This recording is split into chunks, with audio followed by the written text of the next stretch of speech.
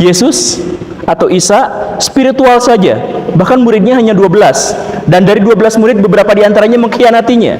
Kenapa Imam Malik kalau sholat tuh gini gitu? Ya karena tangannya patah. Ya, sebenarnya mah aslinya emang pendapatnya gitu ya. Cuman ini mah untuk ya kan persaingan antar mazhab gitu ya.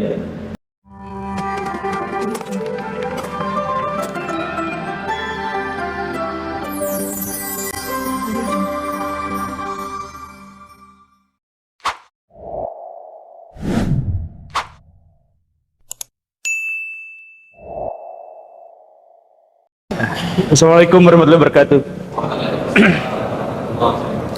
Alhamdulillahirabbil alamin, syada la ilaha illallah, syada anna sallallahu alaihi wasallam Muhammad alaihi wasallam sadri wa sallam wa hlul 'uqdatam min lisani yafqahu qawli. Saya harus mengomentari ini lebih awal terkait dengan kursi ini. Ini sebenarnya agak melanggar prinsip egalitarian dalam Islam. Bahkan di zaman dulu itu khalifah kalau ketemu sama atau dalam kajian-kajian ilmu ngampar aja semuanya sebenarnya. Tapi karena ini sudah disiapkan sama panitia, jadi saya langgar dulu sementara etika Islamnya dan saya pindah ke etika Islam yang lain karena dipersilakannya seperti ini, saya seperti ini. Tapi apapun itu saya minta maaf kalau misalkan ada di antara baraya semua di sini yang menganggap bahwa ini kenapa sih orang siapa juga gitu duduk di depan kemudian bicara dan pakai kursi sendirian yang lain ngampar. Saya mohon maaf ya atas hal itu, semoga dimaklumi ya. Hari ini saya diamanahi untuk berbicara tentang sejarah peradaban Islam. Nanti di tengah sesi kalau misalkan ada yang harus didiskusikan, ayo kita diskusikan. Tapi begini, sejarah peradaban Islam itu dimulainya dari mana? Sejarah peradaban Islam itu dimulainya bukan dari tanah Arab sebenarnya, tapi dari Persia. Atau lebih tepatnya sebenarnya dari Suriah, yang itu pada waktu itu ada di mendapat pengaruh yang sangat besar dari Romawi. Jadi apa yang dimaksud dengan peradaban? Yang dimaksud dengan peradaban itu adalah puncak dari kebudayaan. Jadi puncak dari kebudayaan itu apa? Budaya itu apa? Budaya itu adalah ketika sebuah masyarakat memiliki unsur-unsur yang memadai agar dia disebut sebagai berbudaya, yaitu dia menciptakan bahasa sendiri, dia menciptakan seni sendiri, menciptakan ilmu pengetahuan sendiri, menciptakan sistem teknologi sendiri dan sebagainya. Nah, misal ya, apakah orang Sunda disebut beradab? Apakah orang Sunda disebut berbudaya? Berbudaya karena dia menghasilkan kebudayaan bahasa sendiri yang berbeda dengan bahasa yang lain, menghasilkan tata nilai yang berbeda dengan yang lain. Apa ini? Oh iya. Emang ada perempuan di sini? Oh bakal ada? Oh iya. Jadi orang Sunda disebut berbudaya ketika orang Sunda memenuhi unsur-unsur yang tadi itu. Nah, kalau orang Sunda kemudian berinteraksi dengan bangsa yang lain, kemudian dia mampu mengakomodasi bahasa atau budaya yang lain, kemudian menyatu, maka dia disebut sebagai peradaban. Jadi misal peradaban Mesir kuno, bagaimana dia disebut sebagai peradaban Mesir kuno? Ketika peradaban Mesir Hilir dan Mesir Hulu menyatu, disatukan oleh seorang yang namanya Menes, dan akhirnya menciptakan satu pemerintahan tunggal yang sangat kuat. Bagaimana peradaban Cina disebut? Ketika Qin Shi Huang itu mempersatukan seluruh bangsa-bangsa berbudaya di Cina dalam satu kesatuan namanya Kekaisaran Cina, dan lain sebagainya dan sebagainya. Nah, peradaban Islam itu baru bisa mengakomodasi budaya-budaya lain dan mempersatukannya itu di Suriah dan kemudian di Persia. Sebelumnya pas zaman Nabi Muhammad itu masih berupa kebudayaan. Jadi bukan berarti Islam tidak beradab, tetapi unsur-unsur peradaban pada waktu itu belum ada karena Nabi Muhammad baru mempersatukan seluruh orang-orang Arab. Begitu. Nanti kemudian pengikut-pengikut Nabi Muhammad, para sahabatnya dan kemudian tabi'in dan tabi'in dan seterusnya itu kemudian melengkapi risalah Nabi Muhammad. Begitu. Maka Nabi Muhammad dalam hal ini dianggap sebagai sempurna. Sempurna karena bukan hanya mengubah sejarah ketika beliau hidup, tetapi bahkan pengikut-pengikutnya yang bertemu langsung dengannya dan yang tidak bertemu dengan langsung dengannya itu kemudian mempersatukan. Jadi ada tahapan yang tidak bisa diikuti oleh tokoh lain di dunia. Jadi bukan hanya semasa hidup, tapi sesudah kehidupan estafet perkembangannya berlangsung. Nah, tetapi sayangnya begini, setelah Nabi Muhammad wafat, SAW wafat, itu ada masalah. Masalahnya itu adalah bahwa Nabi Muhammad SAW itu benar-benar sempurna sehingga tidak bisa, dalam tanda kutip ya, tidak bisa diikuti oleh orang-orang sesudahnya. Tidak bisa diikuti dalam orang-orang sesudahnya, maksudnya apa? Satu-satunya manusia dalam sejarah yang memiliki prestasi duniawi dan ukhrawi bersamaan, itu gak ada yang bisa menyainginya. Bahwa ada satu orang yang mampu menciptakan satu negara, kemudian membuat 20 negara, kemudian lebih besar daripada itu, bikin syariahnya, bikin apa segala rupanya di satu sisi, dan di sisi lain beliau adalah tokoh spiritual yang berhubungan langsung dengan Tuhan. Gak ada yang seperti itu. Jadi misal ya, saya mohon maaf, Siddhartha Gautama, tokoh sentral agama Buddha, spiritual saja. Yesus atau Isa spiritual saja, bahkan muridnya hanya 12, dan dari 12 murid beberapa diantaranya mengkhianatinya. Jadi bukan merendahkan Nabi Isa alaihissalam dalam hal ini, tetapi bahwa kita tidak pernah menemukan satupun orang dalam sejarah yang mampu bergerak dan berdiri di atas dua dimensi yang dalam banyak hal bertentangan, duniawi dan akhirat. Nah, makanya ketika Nabi Muhammad SAW itu meninggal, Abu Bakar merasa tidak kuat untuk dua-duanya sekaligus. Bagaimana caranya mengurus negara dan bagaimana caranya menjaga spiritualisme. Karena itu spiritualismenya tetap diserahkan kepada Nabi Muhammad, tidak berani beristihad, tidak berani melakukan apapun, duniawinya berani beristihad. Kemudian Umar, kemudian Utsman, kemudian Ali, dan seterusnya dan seterusnya. Nah, tetapi setelah Ali meninggal, terjadi pergolakan pemerintahan yang benar-benar membuat Islam pada waktu itu kacau berantakan. Peradaban Islamnya didamaikan oleh Muawiyah yang kemudian mendirikan dinasti Umayyah. Tapi dinasti Umayyah ini solusi di zaman Muawiyah, tetapi bencana di zaman berikutnya. Apa solusi yang ditawarkan Muawiyah? Kan pada waktu itu terjadi peperangan setelah Ali wafat oleh kaum Khawarij. Itu dunia Islam itu benar-benar susah sekali untuk membayangkannya, tapi benar-benar kacau pada waktu itu. Nah, makanya kemudian Muawiyah bikin deal-dealan dengan lawan politiknya, yaitu Hasan putra Ali. Serahkan seluruh kekuasaannya kepada saya, insya Allah saya akan amanah. Yang penting bersatu aja dulu. Maka tahun ini saya canangkan adalah tahun jamaah. Kalau kamu bersedia menyerahkan kekuasaan kepada saya, dan orang-orang pengikut kamu semuanya ikut pada saya, atau setidaknya kalaupun tidak ikut nggak apa-apa, tapi jangan melawan saya, maka saya janjikan ini sebagai tahun jamaah. Deal nggak? Hasan putra Ali, cucu Nabi, sepakat, deal. Ya sudah, kalau memang seperti itu. Akhirnya Muawiyah berkuasa selama 20 tahun ke depan. Ini, kekuasaan ini sebenarnya adalah kekuasaan yang diktator, tetapi tidak ada jalan lain pada waktu itu, karena masyarakat Arab adalah masyarakat yang tidak mungkin bisa diatur tanpa jalur diktatorian. Nggak mungkin bisa. Nah, akhirnya Muawiyah memimpin. Sekali lagi, ini seperti yang saya sampaikan di awal. Muawiyah pada waktu itu melanggar etika Islam, tetapi dia harus lompat ke etika Islam yang lain. Sama seperti saya duduk di seperti ini. Ini dalam Islam ini nggak sopan sekali. Harus egaliter semuanya tuh. Bahkan mau ustadznya mau apanya setara aja sebenarnya seperti itu. Tapi kita harus pindah pada etika Islam yang lain. Nah, Muawiyah pada waktu itu seperti itu. Nah, ketika Muawiyah meninggal atau mau meninggal, dia melakukan istihad yang kurang lebih sama.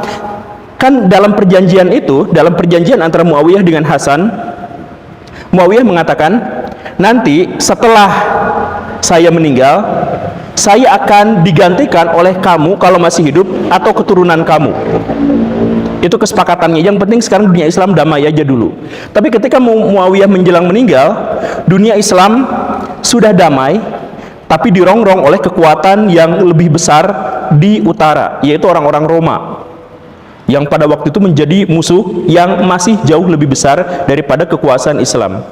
Dan Roma pada waktu itu dendam sama kekuasaan Islam karena wilayahnya terus-terusan digrogotin. Salah satu yang paling besar adalah Mesir dan Suriah tentu saja. Nah, karena itu Muawiyah berpikir, kalau saya serahkan kepada Hasan, nanti bakal ribut lagi. Karena itu, maka saya serahkan kekuasaan pada Yazid bin Muawiyah. Siapa Yazid bin Muawiyah?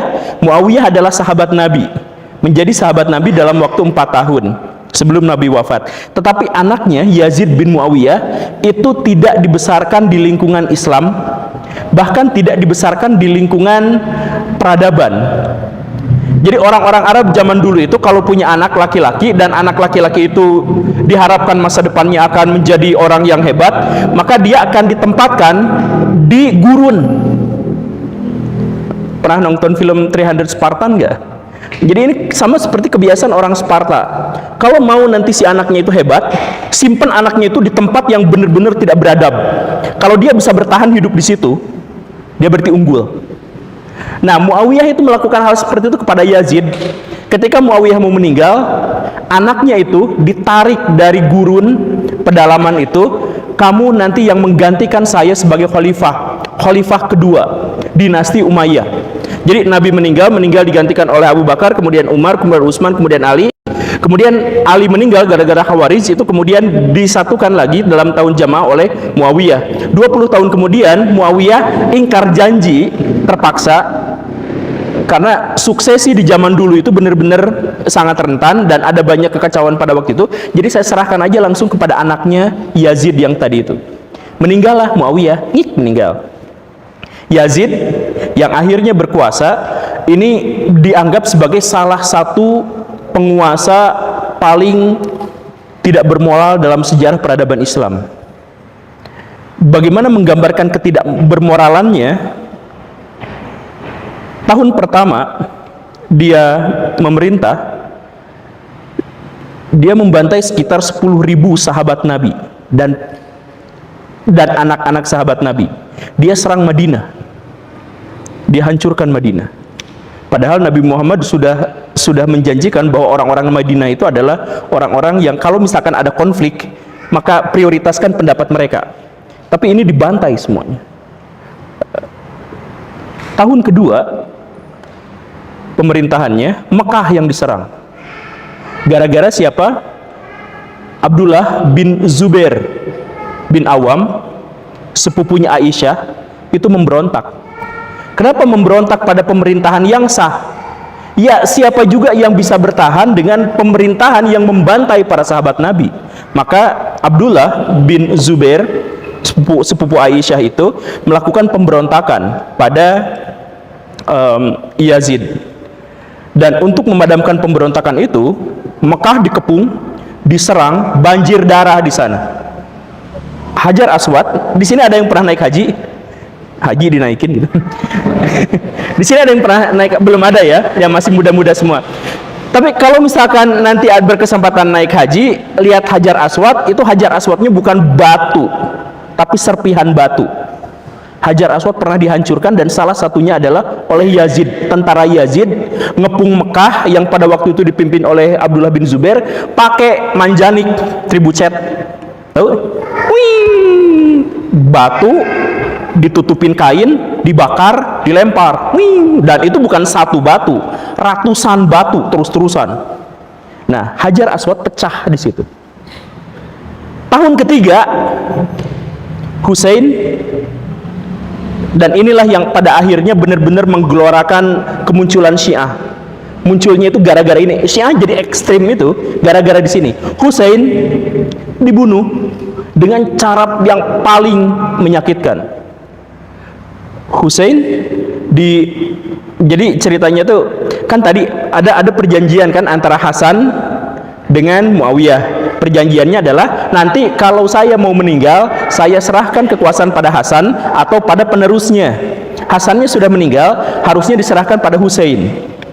Hussein nagih Yazid, bukan kamu seharusnya penguasanya. Dalam perjanjian bapak kamu dengan kakak saya yang harus memerintah. Tapi kata Yazid tidak terima, saya pokoknya yang sah seperti itu. Maka Hussein dibujuk sama orang-orang Irak. Hussein, ayo datang sini, kumpulkan kekuatan, kita nyerang Yazid. Di tengah jalan, orang yang ngundangnya, Hussein gak jadi, saya takut pasukan Muawiyah terlalu kuat, pasukan Umayyah terlalu kuat, lari. Hussein yang hanya bawa keluarganya saja di tengah jalan, dikelilingin pasukan 10.000, kemudian keluarganya dibantai di depan dia, kemudian dia dimutilasi hidup-hidup. Dan setelah itu, kepalanya dipenggal, badannya diinjak-injak pakai kaki kuda. Siapa yang memerintahkannya? Yazid bin Muawiyah. Sekali lagi, dia bukan sahabat Nabi, dia bukan tabi'in, atau dia generasi itu tapi bukan itu, karena dia hidupnya di pedalaman itu. Nah, pemerintahan Umayyah setelah Yazid itu jauh lebih baik. Tetapi orang-orang Islam pada waktu itu sudah memandang negatif pada pemerintahan Umayyah. Seperti itu kan, bayangkan kalau ada pemimpin yang seperti itu udah bikin trauma bener-bener gitu. Makanya terjadi pemberontakan terus-terusan, khususnya dari kelompok Syiah yang nggak mau terima pokoknya semua yang namanya dinasti Umayyah jahat, titik. Pokoknya seperti itu gitu. Nah, karena itu maka dinasti Umayyah itu dikejar-kejar terus-terusan, dirongrong oleh orang-orang yang ada di sekelilingnya. Termasuk salah satu kebijakan kontroversial dari dinasti Umayyah yang kemudian menghancurkannya adalah mereka mengharamkan Muslim untuk berdakwah. Gimana cara mengharamkan Muslim untuk berdakwah? Gini, pikirannya sederhana sebenarnya. Pada waktu itu hadis belum terkumpul. Pada waktu itu hadis belum terkumpul, belum apa-apa, sehingga pernyataan-pernyataan Nabi Muhammad SAW dan lain sebagainya juga belum bisa diverifikasi apakah ini benar pernyataan Nabi Muhammad atau bukan. Karena itu maka hadis asli dengan hadis palsu itu nyampur. Bahkan dinasti Umayyah bikin hadis-hadis palsu untuk melegitimasi kekuasaannya. Orang Syiah bikin hadis-hadis palsu untuk menjelek-jelekan pemerintah. Kalau mau dihubungkan dengan realitas sekarang silahkan, tapi itu dua pihak, dua-duanya bikin berita hoax atas nama Nabi. Kenapa seperti itu? Demi kepentingan mereka masing-masing. Nah, karena mereka itu benar-benar kacau, akhirnya dinasti Umayyah itu bikin sebuah kebijakan, gak boleh dakwah ke orang non-muslim. Semuanya gak boleh. Kenapa seperti itu? Karena kalau dakwah ke non-muslim, orang non-muslim masuk Islam. Kalau masuk Islam, jizyah berkurang. Pendapatan negara turun drastis, kan begitu, karena tidak ada ongkos jizyah itu. Nah, makanya itu dibenci juga akhirnya dinasti Umayyah itu sama kelompok ulama, karena menurut kelompok ulama ini kok jadi menghalangi dakwah gini, gimana. Makanya ulama-ulama yang pada waktu itu hidup di zaman itu sampai menyatakan bahwa dinasti Umayyah itu tidak sah berkuasa. Pada waktu itu ada beberapa imam mazhab, Sufyan As-Tsauri, Sufyan Uyainiyah di Mekah, kemudian Abu Hanifah di Irak, dan Imam Malik di Madinah.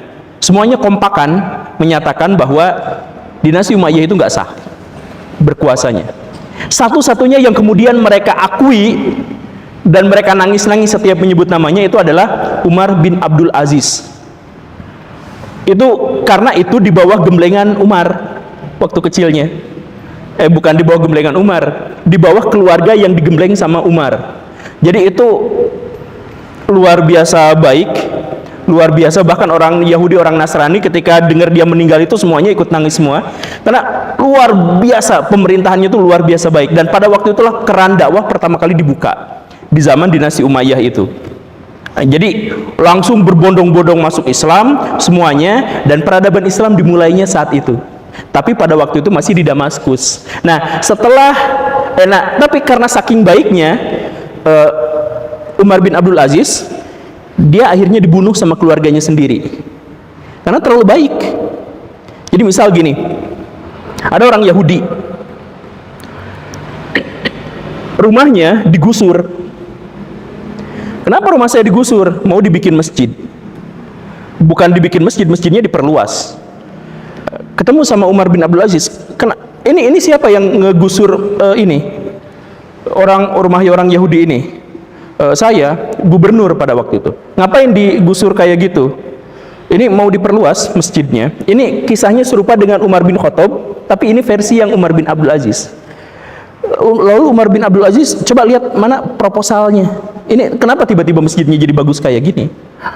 Umar bin Abdul Aziz pada waktu itu marah luar biasa karena masjid itu gak boleh bagus kalau di sekelilingnya ada fakir miskin, dan lebih tidak bagus lagi kalau cara-cara perluasan masjidnya ngegusur orang lain. Mau itu orang Yahudi, mau orang apa, kalau mereka rakyat, kalau mereka damai dengan kita, ya kita lindungi.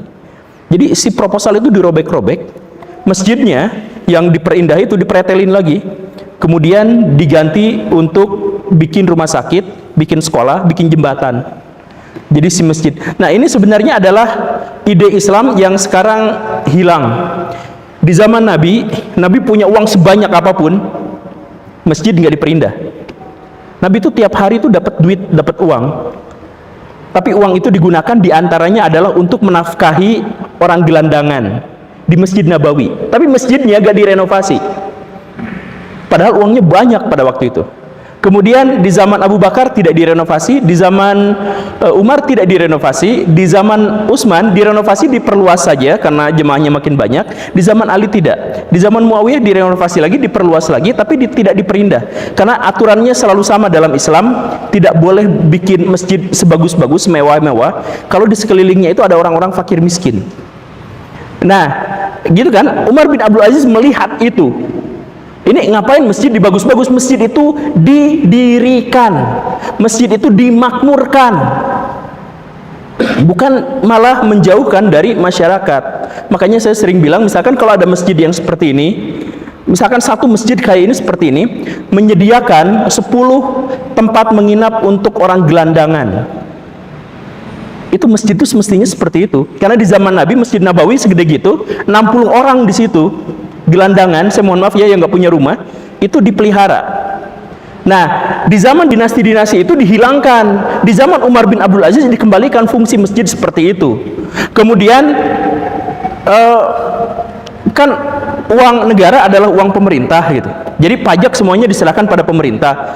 Sama Umar bin Abdul Aziz diserahkan lagi kepada warga. Ini makanya keluarganya ini marah besar karena saya udah dapat duit selama ini, dapat duit sekian dari pajak ini, dari pajak itu malah diambil lagi sama Umar bin Abdul Aziz. Maka Umar kemudian diracun. Baru 2 tahun memerintah diracun. Meninggal, maka dinasti Umayyah kembali ke jalurnya. Tidak seburuk Yazid, tetapi tidak sebaik Umar bin Abdul Aziz. Jadi dinasti Umayyah itu mengalami 2 fase di mana dia sangat-sangat buruk dan sangat-sangat baik. Nah, ini membuat orang-orang ulama, kelompok Syiah, kelompok non-Arab, kelompok apa semuanya bersatu. Ada mata-mata di Hashimi dekat Damaskus dan ada pasukan di Khurasan. Mereka kontak kapan waktunya nyerang dinasti Umayyah. Setelah waktunya tepat, setelah dinasti Umayyah tidak memiliki pemimpin yang kuat, pasukan dari Khurasan itu bawa bendera hitam nyerang dan habis dinasti Umayyah itu. Dan saking bencinya, ini saking bencinya ya, saking bencinya masyarakat muslim pada dinasti Umayyah pada waktu itu, kuburan-kuburan dari khalifah-khalifah dinasti Umayyah dibongkar semuanya, tengkorak-tengkoraknya dikeluarin, dijejerin di tempat ini, kemudian ditutupin pakai karpet, dipakai buat ngopi. Jadi kita kongko-kongko ngobrol gitu, ngedudukin tengkoraknya khalifah-khalifah dinasti Umayyah. Siapa pemimpin pada waktu itu? Pemimpin dari pemberontakan terhadap dinasti Umayyah ada 2 orang. Yang pertama adalah As-Safah. Yang kedua adalah Al-Mansur, adik kakak. As-Safah itu dari keturunannya Ibnu Abbas. Al-Mansur juga dengan demikian seperti itu. Tapi karena kondisi zaman pada waktu itu yang ekstrim, mereka itu kejam luar biasa. As-Safah memerintah menjadi pendiri dinasti Abbasiyah pertama, itu dia. Kemudian, tapi di 5 tahun kemudian dia meninggal, digantikan oleh Al-Mansur. Nah, Al-Mansur ini kalau misalkan dalam sejarah peradaban kuno itu mirip-mirip dengan Qin Shi Huang. Mempersatukan, benar-benar mempersatukan dan menciptakan sebuah peradaban besar, tapi dengan cara yang sangat-sangat kacau. Ada puluhan ulama yang dibunuh sama dia. Salah satu ulama yang dibunuh itu siapa? Abu Hanifah, pendiri mazhab Hanafi yang sekarang menjadi yang terbesar di dunia Islam. Kan sekarang menurut jumlah pengikutnya Hanafiyah yang terbesar, kemudian yang kedua Syafi'iyah. Di Indonesia banyak Syafi'iyah, tapi di luar Indonesia sedikit sebenarnya. Di Mesir 50-50 lah. Abu Hanifah itu dibunuh gara-gara apa? Jadi gini ceritanya. Nah, ini penting ya. Ketika Al-Mansur berkuasa, dia memindahkan ibu kota dari Damaskus ke Baghdad. Kenapa dipindahkan dari Damaskus ke Baghdad? Karena Damaskus itu ibu kotanya Umayyah. Jadi saya nggak mau nanti saya dikelilingi oleh pengikut-pengikut dinasti Umayyah. Maka saya pindahkan ke sebuah ibu kota baru, namanya belum dikasih nama pada waktu itu, tapi ada reruntuhan ibu kota Persia kuno namanya Ctesiphon. Itu, nah, batu batanya di sana masih banyak. Kemudian datang Abu Hanifah, ditawarin, uang saya banyak, kata Abu Hanifah. Ulama di zaman dulu tuh kaya raya karena bisnis, bukan gara-gara dapat, kalau diundang dapat ini, bukan, tapi dari bisnis gitu. Abu Hanifah itu kaya. Pada waktu itu dia menguasai jalur perdagangan sutra di jalur sutra. Jadi dia punya basis dagang kain wol dan kain sutra itu di Hijaz, di Irak, dan sebagian di Suriah. Kaya banget.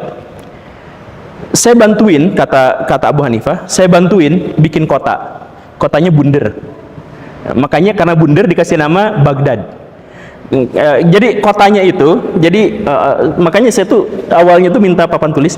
Tapi ada di Irak itu ada dua sungai kan, Efrat, Tigris.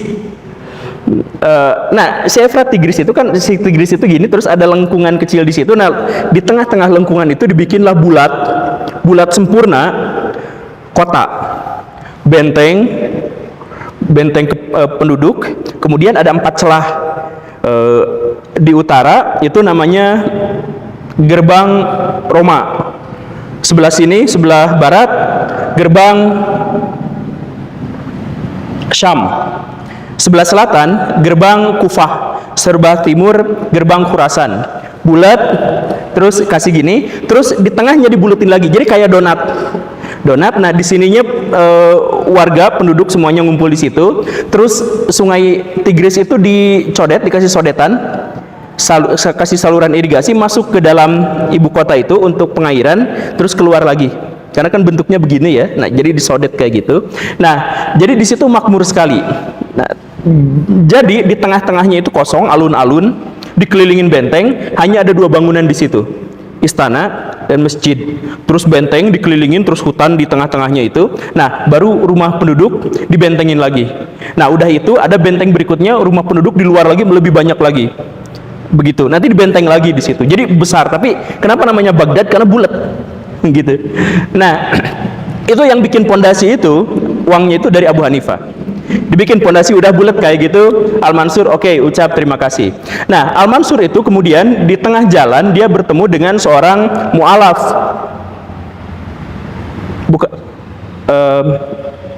Bapaknya mu'alaf, bukan dianya yang mu'alaf, tapi bapaknya mu'alaf pas zaman Umar bin Abdul Aziz yang tadi itu. Nah, udah mu'alaf, korupsi. Kan dia tuh hakim. Namanya Muqafa. Bukan Muqafa, namanya Muhammad siapa gitu. Setelah masuk Islam namanya jadi Muhammad apa, terus ditempatkan sebagai bendahara atau hakim, korupsi, potong tangannya. Nah, punya anak namanya Ibnul Muqafa. Nah, si Ibnul Muqafa ini adalah seorang ilmuwan, seorang sarjana yang sangat luar biasa. Dialah yang kemudian berhasil menggabungkan antara bahasa Arab dengan bahasa Persia, sehingga Al-Quran pada akhirnya bisa diterjemahkan ke dalam bahasa Persia untuk pertama kali itu gara-gara Ibnul Muqafa. Nah, Ibnul Muqafa ini kemudian ngomong sama Khalifah Al-Mansur yang tadi saya bilang kejam itu. Al-Mansur, Anda sekarang memerintah, tapi pemerintahan itu masih agak kacau. Jadi saya kasih sebuah buku namanya Risalah Sahabat. Silahkan pakai Risalah Sahabat ini. Isinya apa? Isinya adalah tentang tata pemerintahan, bagaimana cara menciptakan pemerintahan yang baik dan benar. Tapi gara-gara tadi awalnya disebutin, Bapak Anda tuh memerintahnya kacau. Nah, jadi dia dipenggal.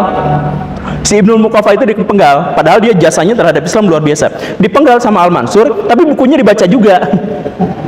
Iya bagus juga. Nah, salah satu isi dari buku itu adalah, Al-Mansur, kalau kamu ingin mendirikan sebuah kerajaan yang kuat, maka harus pakai, nah ini yang penting ya, harus menempatkan agama sebagai landasan politik. Jadi agama itu di bawah politik. Agama Islam itu aslinya nggak boleh sekuler dalam Islam, tapi agama itu harus di atas politik, inspirasi politik, benar ya? Nah, kata Ibnu Bukhari disimpan di bawah. Kenapa? Karena ngikutin kebudayaan Persia sebelumnya. Nah, kenapa harus ngikutin ke bawah? Makanya kalau misalkan kamu nanti mau berkuasa secara penuh, kamu harus ditopang oleh para ulama. Gimana cara ditopang oleh para ulama? Ulama itu harus bersepakat pada satu pemimpin, dan ulama yang dimaksud juga harus satu, harus tunggal. Jadi ada ulama yang benar-benar bersertifikat dalam tanda kutip seperti itu. Yang lain harus ngikut pada pendapatnya dia. Maka Al-Mansur pada waktu itu berpikir, siapa yang harus jadi ulama tunggal, ulama satu-satunya, siapa? Inilah yang kemudian menjadi alasan kenapa di dunia Islam ada mazhab. Sebelum ini nggak ada. Setiap kota punya ulamanya masing-masing, tetapi kemudian pas zaman Al-Mansur mengikuti saran dari risalah sahabat tadi itu, akhirnya memilih siapa yang seharusnya menjadi ulama yang ngobrol sama saya, terkontrol sama saya, dan sama-sama berkuasa di sini. Ada 3 kandidat pada waktu itu. Malik bin Anas di Madinah, Sufyan As-Sauri orang Irak, dan kemudian Abu Hanifah. Sufyan As-Sauri dipanggil, kamu jadi ulama tunggal di sini ya. Pas diundang hilang orangnya. Kemana? Kabur. Sufyan As-Sauri itu meninggal di tempat pelarian gara-gara dia gak mau diangkat menjadi hakim agung, gak mau diangkat menjadi ulama negara. Kenapa seperti itu? Karena dia tahu nanti khawatir ulama itu akan ditempatkan di posisi yang paling bawah. Bukan di paling bawah, di bawah kekuasaan pemerintah. Dia membenarkan pernyataan-pernyataan dari pemerintah. Karena itu, mendingan dia kabur kekelilingan daripada dia harus menjadi pemerintah. Karena itu, diserahkan pada kandidat yang sebenarnya kandidat paling kuat pada waktu itu, Abu Hanifah. Abu Hanifah, sini. Mau nggak jadi khalifah? Mau nggak jadi hakim agung? Qadi al-Qudat. Nggak mau. Loh, kok nggak mau sih? Anda itu berkontribusi terhadap ini, terus Anda itu paling dihormati di Irak, bla bla bla bla. Mau ya jadi hakim agung? Nggak mau. Saya bayar. Ginilah aturannya, gini ya. Kalau kamu terima tawaran saya, seluruh kekayaan saya kasih, seluruh akses politik saya kasih, semua murid-murid kamu saya jadikan hakim di desa-desa, dan mazhab kamu akan menjadi mazhab tunggal. Mau nggak? Oh, ulama zaman sekarang pasti rebutan. Ya bayangin, udah dikasih uang, udah diapa, dan mazhabnya, pemikirannya di ini. Tapi kalau kamu nolak, saya siksa kamu sampai mati. Gak langsung dipenggal, disiksa dulu sampai mati. Kata Abu Hanifah, siksa aja sampai mati, saya nggak akan mau. Jadi bayangin, ulama mau dikasih duit, mau dikasih apa, mazhabnya disebarkan ke seluruh ini, tapi gak mau. Kenapa? Ya alasannya sama seperti yang tadi itu. Jadi alasannya saya gak mau. Kan gini nih, dalam prinsip Islam, negara yang terbaik itu adalah negara yang berlandaskan syariat Islam. Negara yang buruk adalah negara sekuler. Betul ya? Negara yang lebih buruk lagi adalah negara yang tidak sekuler, tapi pemerintahan di atas agama. Jadi kalau sekuler memisahkan agama dan ini, yang lebih buruk itu adalah ulama di bawah kontrol penguasa. Ini lebih buruk tuh. Paling buruk tuh. Nah, Abu Hanifah gak mau seperti itu. Jadi akhirnya apa? Debat pada waktu itu, di depan ini tuh debat. Kenapa kamu gak mau jadi hakim agung? Ya, saya tidak capable, saya tidak memiliki kapasitas untuk menjadi ulama tunggal. Anda itu bohong terus dari tadi. Lah, kalau benar saya itu pembohong, makanya jangan diangkat. Kan mati kutu dia. Abu Hanifah itu ulama yang logikanya tuh paling kuat gitu. Di antara 4 mazhab itu, kalau mau jadi gini, kalau mazhab fikih, kalau fikih murni itu gak ada yang ngalahin Abu Hanifah. Malik pun nangis-nangis kalau ketemu sama Abu Hanifah tuh. Imam Syafi'i itu kalau ketemu sama Abu Hanifah tuh gitu. Bahkan Imam Syafi'i itu Imam Syafi'i itu pakai kunut ya kalau sholat subuh tuh.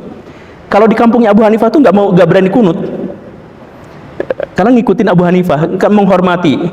Jadi siapapun yang pernah belajar fikih, kata Imam Syafi'i, kalian gak akan bisa lepas sedikit pun dari logikanya Abu Hanifah, karena fikih itu bikinan dia gitu. Nah, nanti Imam Syafi'i bikin usul fikihnya yang ininya sebenarnya. Tapi ya lanjut lah ya. Nah, Abu Hanifah itu kok logikanya kuat sekali sampai akhirnya debat di depan orang ini, akhirnya Al-Mansur malu ngeles, ya udahlah sok kamu sana aja. Dimasukin ke penjara, digebukin sampai meninggal. Jadi disiksa sampai meninggal. Padahal kalau kita pikir gitu ya mendingan jadi ulama, dapat duit, kemudian diundang kemana-mana, akses politik kuat, mazhabnya di ini, tapi kan tidak memilih itu, mendingan mati. Ya udah, kandidat ketiga Imam Malik diundang diundang dari Madinah ke Baghdad. Nggak mau diundang ke Baghdad. Kenapa? Kata Imam Malik, saya ada di tempat terindah di dunia, yaitu Madinah. Tempat pusara Nabi Muhammad SAW ada di sini. Saya bahkan di sini nggak berani naik kuda. Imam Malik tuh nggak berani naik kuda, nggak berani naik kendaraan, kemana-mana jalan kaki, karena nggak mau mengingkari penghormatannya kepada Nabi. Nah, jadi diundang, ini nggak mau. Karena apa? Karena saya ada di tempat paling indah di dunia. Ya udah, kalau gitu khalifahnya langsung datang. Kamu punya kitab? Ya, kitab saya adalah kitab Al-Muwatta. Kitab Al-Muwatta itu adalah kitab pertama di dunia Islam yang nama penulisnya itu tertera jelas. Al-Muwatta karya Imam Malik. Di dalamnya itu adalah kumpulan 2000-an hadis yang dikumpulkan oleh Imam Malik. Ini Imam Malik tuh ulama hadis pertama paling terkemuka gitu, setelah Sufyan Ats-Tsauri. Luar biasa pokoknya dia tuh. Nah, kamu jadi hakim agung ya. Nanti kitab Al-Muwatta ini saya akan simpel lembaran-lembarannya di Ka'bah, di Masjidil Haram. Jadi semuanya harus ngikutin pendapat kamu, pendapat mazhab Malik.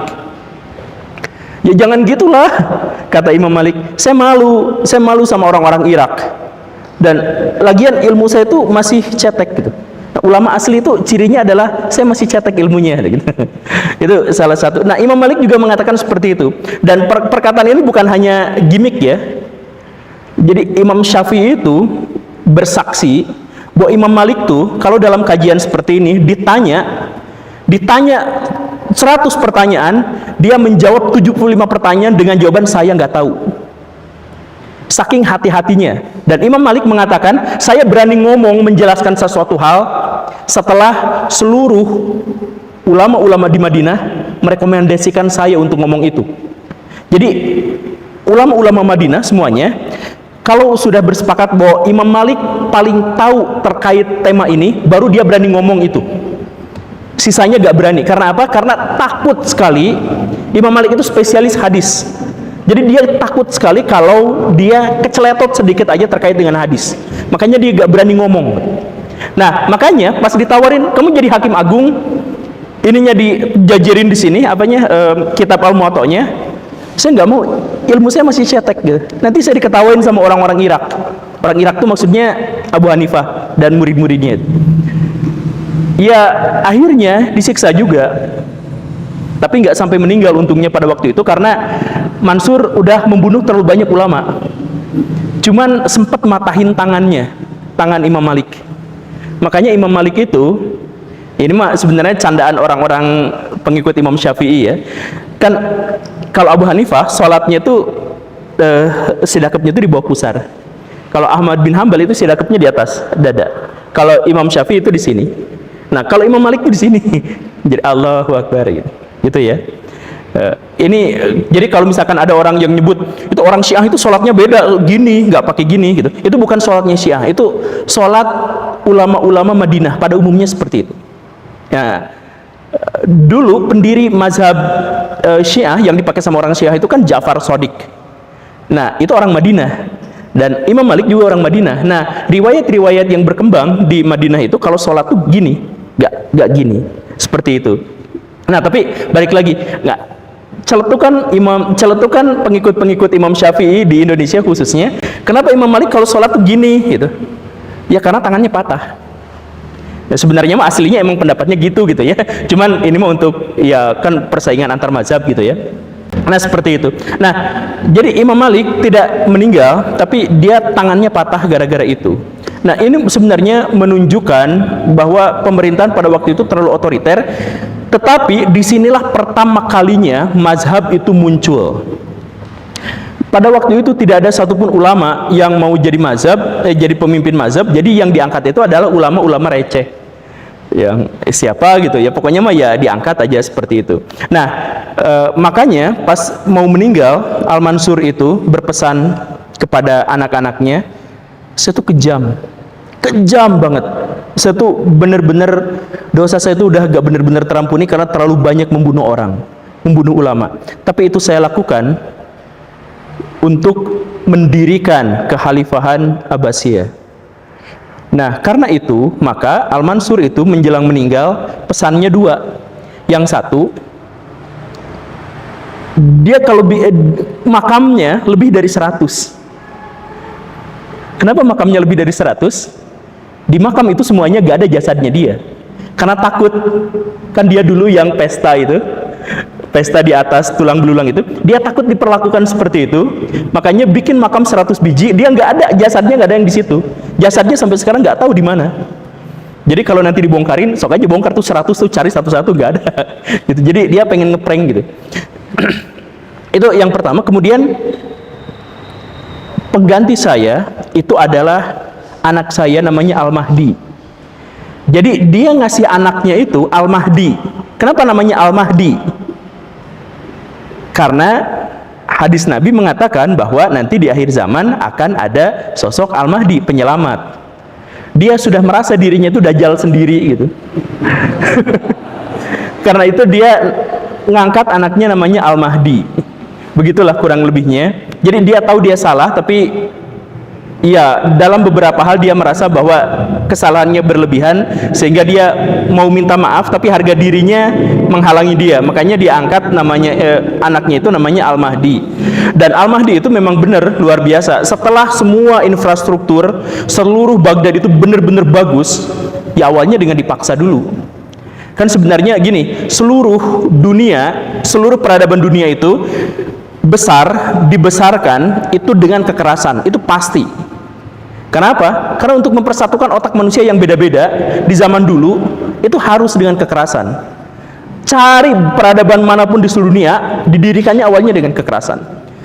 Nah, setelah Al-Mansur meninggal, digantikan Al-Mahdi, semuanya sudah siap, infrastruktur semuanya sudah bagus, dan disinilah kemudian peradaban Islam mencapai titik-titik puncaknya gitu. Buku-buku semua dari seluruh belahan dunia dibawa ke Baghdad, terjemahkan. Dan pada waktu itu usaha paling banyak yang dilakukan oleh masyarakat Baghdad itu adalah tukang fotokopi manual. Kalau sekarang kan Gojek. Kalau dulu profesi di zaman Al-Mahdi yang paling banyak itu adalah tukang fotokopi. Jadi literatur, tulisan-tulisan dari berbagai belahan dunia, dari India, dari Persia, dari Romawi, dari Yunani, semuanya dari Mesir disatukan di sana, kemudian ditulis ulang, diterjemahkan ke dalam bahasa Arab dan lain sebagainya, sehingga peradaban Islam pada waktu itu maju. Jadi diceritakan di Ibnu Jarir At-Tabari, diceritakan di situ bahwa pagi-pagi dan siang-siang di kota Baghdad itu ada petugas kebersihan yang kerjaannya sengaja ngumpulin kertas bekas. Karena apa? Karena terlalu banyak. Karena tukang fotokopian pada waktu itu terlalu banyak. Jadi peradaban Islam maju gara-gara apa? Menerima peradaban asing yang kemudian disebut dengan istilah hikmah. Hikmah itu adalah pelajaran yang berasal dari orang-orang sebelum kita, sebelum Islam. Jadi makanya Alkitab itu diterjemahkan langsung.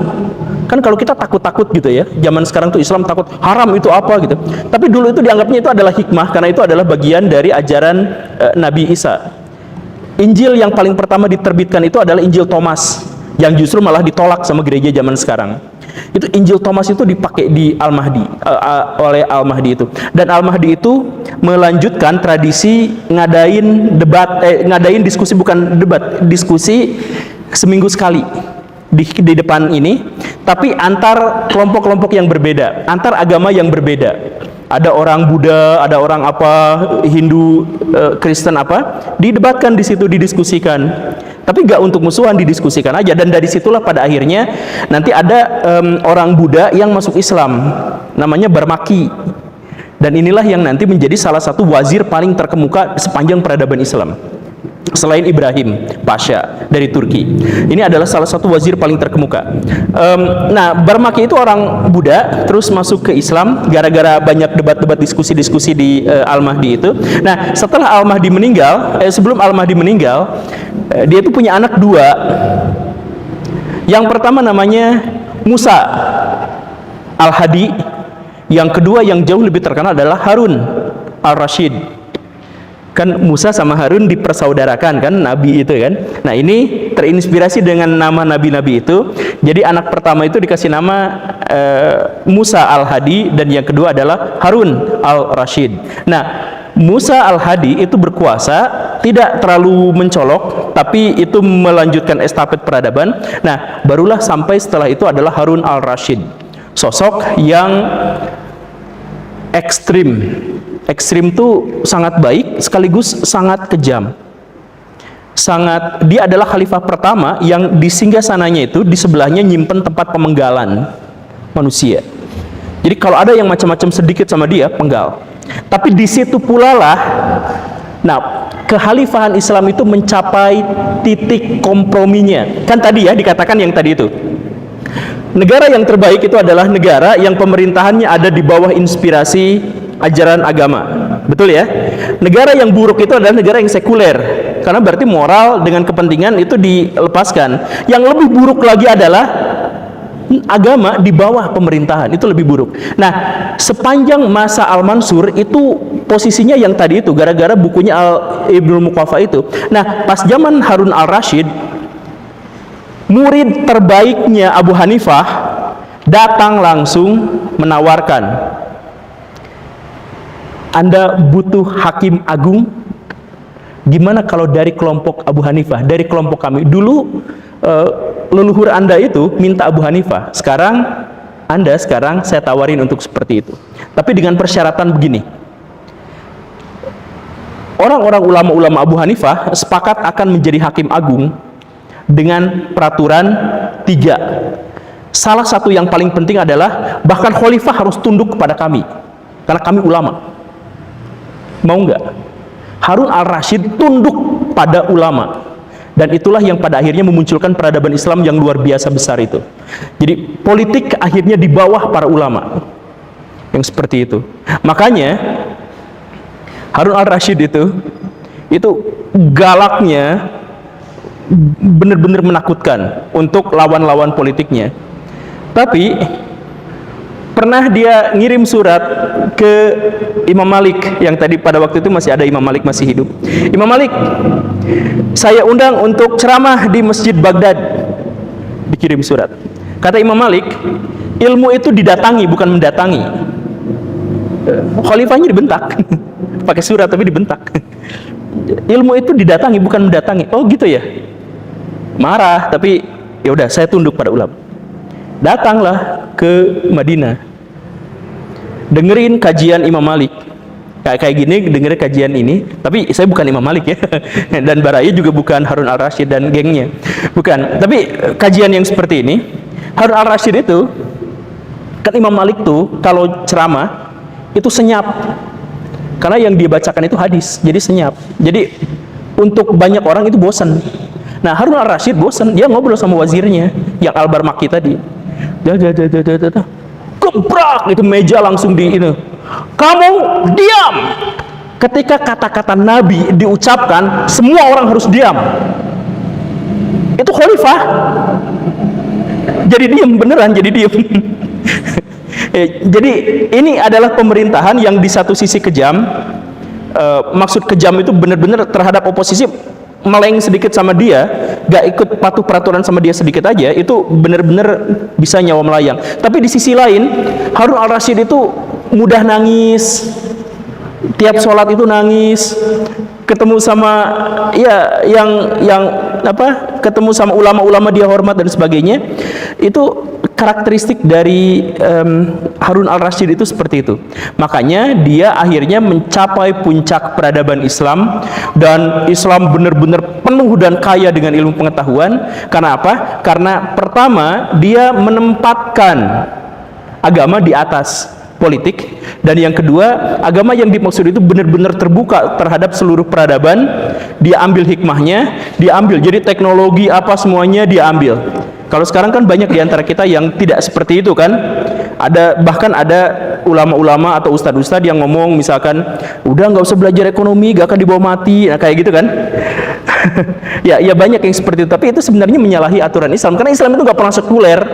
Ingat ya, Islam itu nggak pernah sekuler. Jadi kalau ada yang mengatakan kimia ilmu dunia, fikih ilmu akhirat, nah itu salah itu. Fikih dan kimia sama-sama ilmu dunia.